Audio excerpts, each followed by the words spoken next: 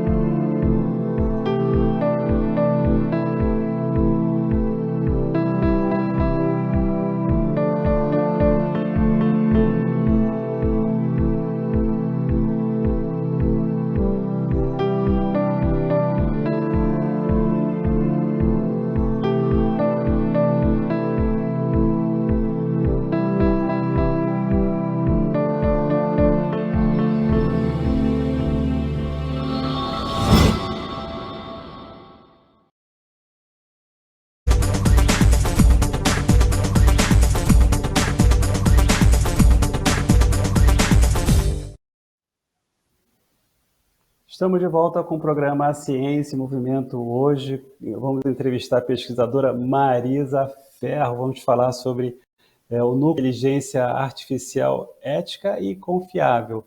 Bom, deixa eu apresentar a pesquisadora Marisa Ferro. Seja bem-vinda, professora, doutora em modelagem computacional pelo Laboratório Nacional de Computação Científica, o LNCC de Petrópolis, atuando na área de computação científica. Possui graduação em Ciência da Computação pela Universidade Estadual do Oeste do Paraná, mestrado em Ciência da Computação e Matemática Computacional pela Universidade de São Paulo.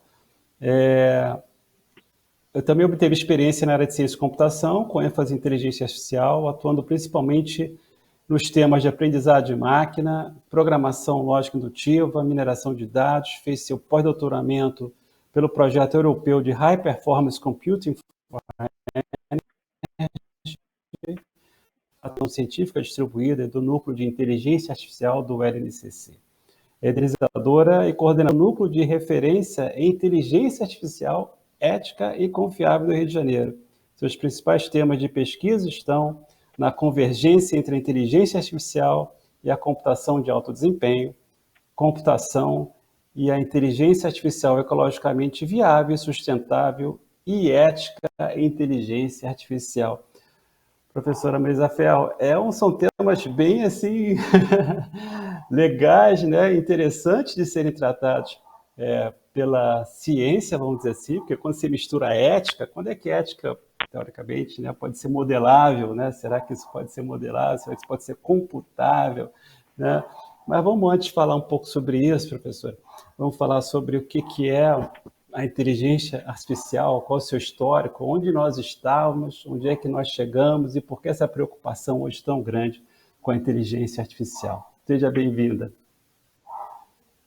Obrigada, Márcio. Obrigada a toda a equipe. E, primeiramente, quero agradecer o convite, a oportunidade de estar aqui e falar desse tema que é tão importante para toda a sociedade hoje em dia, né?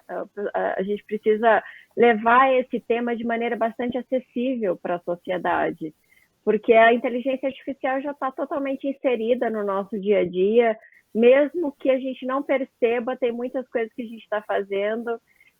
Então, eu agradeço muito por essa oportunidade. Bem, como você comentou, né, a inteligência artificial, de onde viemos, aonde estamos, né, para onde vamos mais ou menos assim.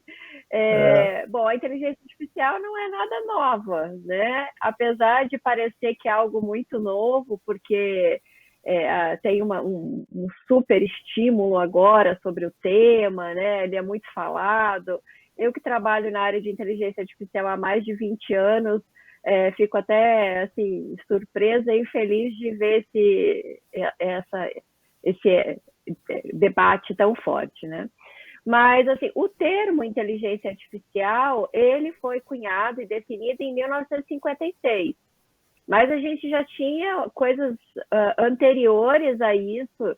Dizem que até em 1837, não com este termo, mas já se pensando em máquinas inteligentes ou robôs que substituíssem a força de trabalho como um humano, né? Mas em 1950 a gente tem também uma publicação importante do Alan Turing, que fala sobre justamente o teste de Turing, que já propunha uma maneira de identificar se uma máquina que uma máquina se passasse por um humano, né? Então a gente vê que é bem antigo. Em 1943 a gente já tinha o primeiro neurônio artificial, né? Do Macaulay Pitts, dos dois autores. Então é algo já bastante antigo.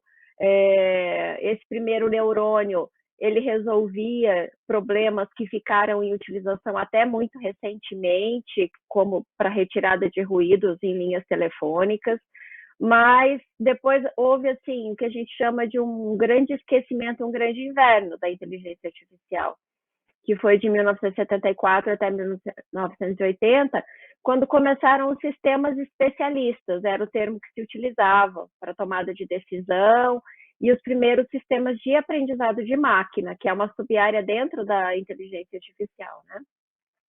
Mas aí depois, aí a gente tem alguns marcos importantes.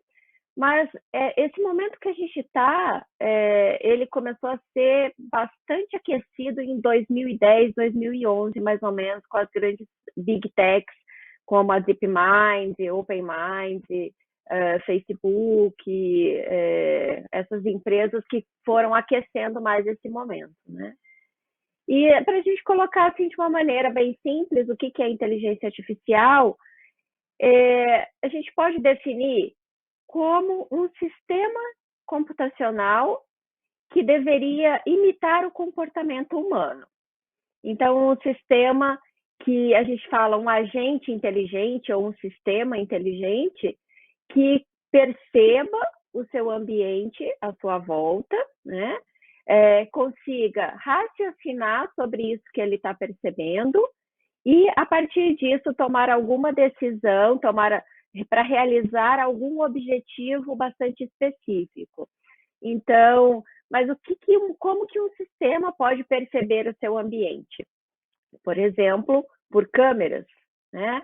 Ele pode capturar imagens, que seria o olho do ser humano. Então, quando a gente pensa nessa imitação do humano pelo sistema, também pode ser microfones, que seria mimetizar a audição, mas também pode ser um teclado de computador, pode ser um sensor que está em alguma estação meteorológica ou algum sensor que esteja em qualquer local, na rua, né? Hoje a gente tem muito essa questão de sistemas de IoT, e ele tem que também pode capturar a voz, compreender voz, né, através de microfones, e o raciocínio sobre isso, porque o humano, a gente está o tempo todo andando, por exemplo, e a gente está percebendo o ambiente à nossa volta, né? Então, e aí a gente olha, a gente fala assim, ali tem um grupo de jovens, ali tem um grupo de árvores, essas árvores são bonitas, ou aqui tem um grupo de árvores, mas elas estão degradadas. Então, naturalmente, o ser humano ele vai fazendo separações, né? Reunindo padrões, raciocinando sobre aquilo. Esse sistema deveria fazer isso também, que geralmente é feito com aprendizado de máquina. E depois tomar alguma atitude. O ser humano, a gente tem os nossos braços, etc. E aí entra uma coisa que é a interação com a robótica. A robótica não é só a inteligência artificial, na verdade, a IA é uma parte ali dentro daquele grande sistema de robótica que envolve engenharia, outras áreas, né? Mas essa ação que o sistema pode tomar pode ser acionar um sensor, te dar uma mensagem numa tela, alguma coisa assim já é uma ação, né? Se a gente tivesse um sistema de inteligência artificial que fizesse tudo isso, a gente teria o que se chama atualmente de sistema de inteligência artificial forte ou completo, mas a gente ainda está bastante distante disso. O que a gente tem são sistemas que fazem algumas dessas partes que o humano faz muito bem, né? Como, por exemplo, reconhecer imagens. A gente sabe que os sistemas de inteligência artificial hoje trabalham muito bem nisso, utilizando sistemas de aprendizado de máquina conhecidos como redes neurais. Então, é muito falado, deep learning, que são as redes neurais profundas. Conhece já reconhecer muito bem voz. Então, a inteligência artificial, no momento em que estamos, ainda não consegue realizar toda uma tarefa geral, ela precisa ser treinada para um objetivo específico. Então, é o que a gente chama de inteligência artificial fraca ou narrow, né? Direcionada, não a geral ainda. Então, realiza algumas tarefas bem. Uhum. Então, esse é um Hoje, como é que está? assim. E agora vamos falar um pouco sobre o LNCC, como é que essa pesquisa está dentro do LNCC. Eu sei que tem um grupo de pesquisa, já fiz até algumas entrevistas com alguns dos membros, o Fábio Porto é um deles. Como é que está hoje a situação de pesquisa dentro do LNCC, na área de inteligência artificial? Olha, o LNCC, ele tem hoje, o que a gente chama de núcleo de inteligência artificial. Não é ainda o que você comentou, né, do núcleo de referência e a ética, que é uma coisa à parte, um outro trabalho que eu conduzo, que a gente pode falar depois, mas o LNCC tem um núcleo de inteligência artificial que reúne pesquisadores de diferentes áreas, um grupo muito forte trabalhando em pesquisa metodológica e aplicações de IA para a resolução de problemas muito complexos em áreas que sejam estratégicas para a sociedade e para o Estado brasileiro.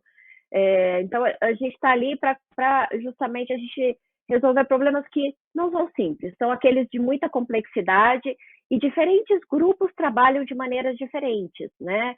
Então, você mencionou o grupo do professor Fábio Porto, ele tem um laboratório de ciência de dados muito específico, trabalhando com vários temas, né?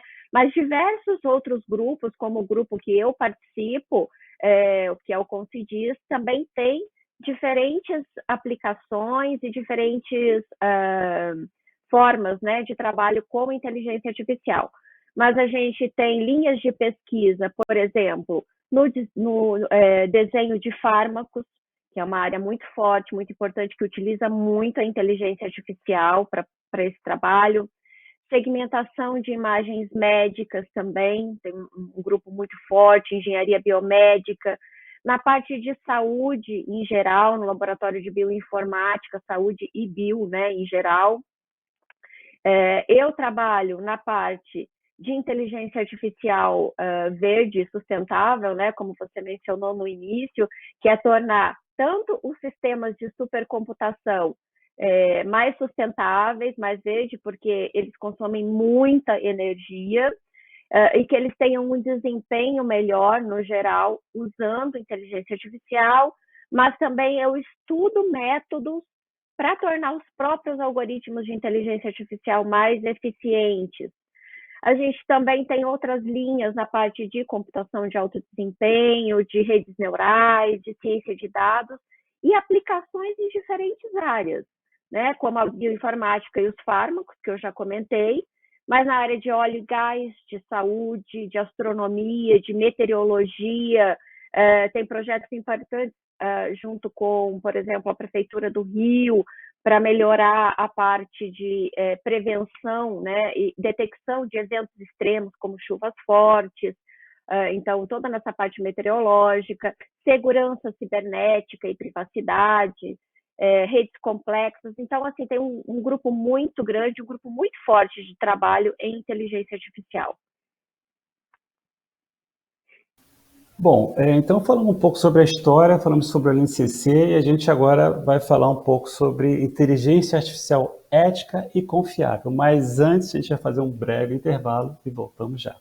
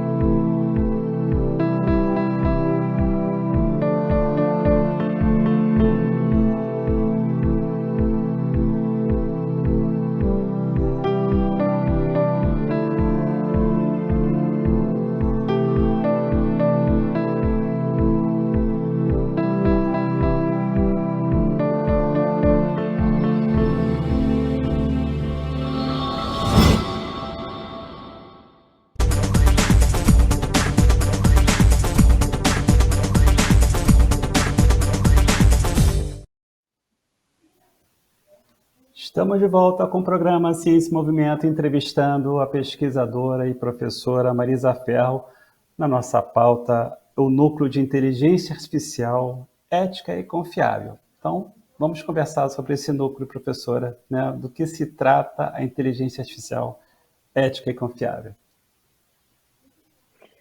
Bem, a gente tem ouvido muito se debater ultimamente sobre essa questão de ética e inteligência artificial, né? Porque como a IA já está muito presente no nosso dia a dia, às vezes a gente nem percebe, mas quando a gente recebe até uma sugestão de filme lá, quando a gente vai acessar um streaming, né, de vídeo, aquelas sugestões lá que são feitas para a gente, elas são feitas com inteligência artificial.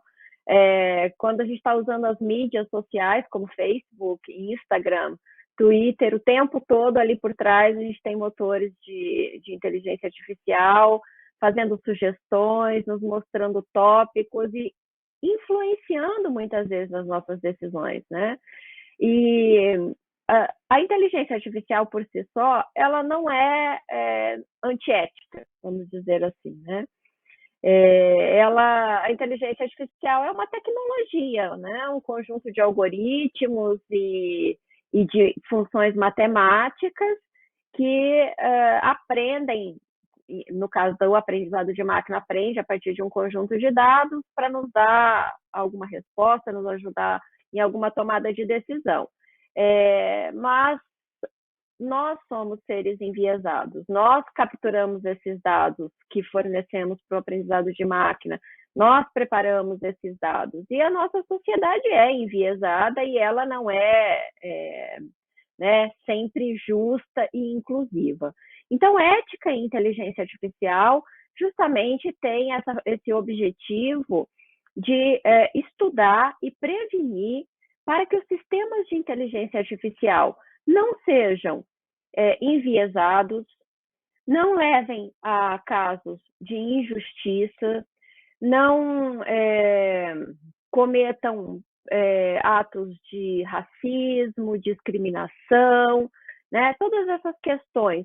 Existe a área de pesquisa mesmo em ética, em inteligência artificial, é bastante ampla, envolve a questão de explicabilidade, né, que é a pessoa entender como que o sistema de inteligência artificial tomou uma determinada decisão, envolve todos esses pontos que eu comentei, mas tem acontecido muitos problemas recentemente porque a gente muitas vezes utiliza e nem percebe. e utiliza bases de dados que foram coletadas já há muito tempo, né? Então, um exemplo de como que a inteligência artificial pode estar envolvida nessas questões éticas. Então, a gente tem um exemplo muito famoso, por exemplo, que aconteceu na Amazon, que utilizava um sistema de inteligência artificial para poder fazer a contratação para os seus cargos mais altos, né? Então, a análise de currículos era feita por sistemas de inteligência artificial para selecionar a pessoa mais capacitada para os altos cargos. E as mulheres não eram selecionadas, né? Mas por que as mulheres não eram selecionadas? Porque a gente sabe que a gente vem de um histórico, né, que felizmente vem sendo modificado, hoje a gente vem tratando disso de maneira diferente, as mulheres estão presentes já um pouco mais nos cargos, né, das grandes empresas, mas no passado as mulheres não tinham esse acesso, então geralmente quem eram selecionados? Os homens. Então essa base de dados de currículos e soluções que foram tomadas no passado pela Amazon foram a fonte de aprendizado do sistema. Então, ele aprendeu a ser enviesado contra mulheres, né? Ou isso pode acontecer, por exemplo, a gente já viu, essa semana mesmo eu escrevi um artigo para o meu blog e para o Núcleo de Ética, por causa da Semana da Consciência Negra, e nós temos casos, assim, já desde 2015, que são alertados de, por exemplo, ferramentas de mídias sociais marcarem pessoas negras como gorilas, como macacos, e ter pesquisadores mostrando que os sistemas tinham mais dificuldade de identificar fotos de pessoas negras e de mulheres, por exemplo. Mas por quê? Porque a base de dados não é representativa, né? Então, a gente tem que tomar muito cuidado com esse tipo de coisa. A tecnologia, ela é neutra. E também ela pode ser usada por nós humanos de maneira que não seja adequada, né? A gente teve recentemente um caso em São Paulo que câmeras capturavam as reações das pessoas em um desses anúncios eletrônicos, né? Uma mídia eletrônica que mostrava um produto e esse sistema estava capturando a reação das pessoas. Isso não pode ser feito sem as pessoas estarem cientes de que elas estão sendo filmadas. O que está sendo feito com esses dados, né? Então, são questões sensíveis. Pessoas que foram... A gente tem muitos casos no Brasil e no Rio de Janeiro, a gente teve alguns casos de pessoas que foram abordadas e até presas por causa de sistema de reconhecimento facial. Pessoas, na maioria, 90% desses casos, com negros. Então, são exemplos, né, de como que um sistema de inteligência artificial pode ser injusto, pode ser preconceituoso, pode ser racista, né, apesar de ser uma tecnologia neutra. Então, a ética, ela vem porque a gente precisa prevenir isso. Os sistemas de inteligência artificial, apesar de não estarem no ponto dos sistemas que a gente vê nos filmes de ficção científica dominando a humanidade de maneira de um robô humanoide, ele já tem influenciado nossas decisões. A gente sabe que eleições já foram influenciadas por causa disso e a gente precisa estar atento. A IA, ela tem que ser sempre em benefício do ser humano, tem que ser centrada no ser humano. E a ética, ela, em inteligência artificial, vem cuidar destes aspectos. Professora Marisa Ferro, agradeço a sua entrevista, né? Eu quero ver se agenda uma outra entrevista para a gente explorar um pouco mais essa questão, porque eu acho que é uma questão hoje muito sensível da sociedade, muito cara, até no momento que nós estamos vivendo, né? Mas muito obrigado pela sua entrevista. Aguarda a gente agendar uma próxima entrevista, muito legal. Acho que esse tema é muito sensível para todos nós, né? Obrigado pela sua entrevista, obrigado ao LNCC também, que faz um trabalho espetacular aí em Petrópolis e para toda a sociedade, né? Obrigado a todos vocês que nos assistiram, obrigado, professora, obrigado a toda a equipe da TV Petrópolis que esteve com a gente aí. Até a próxima, um forte abraço, tchau. Obrigada.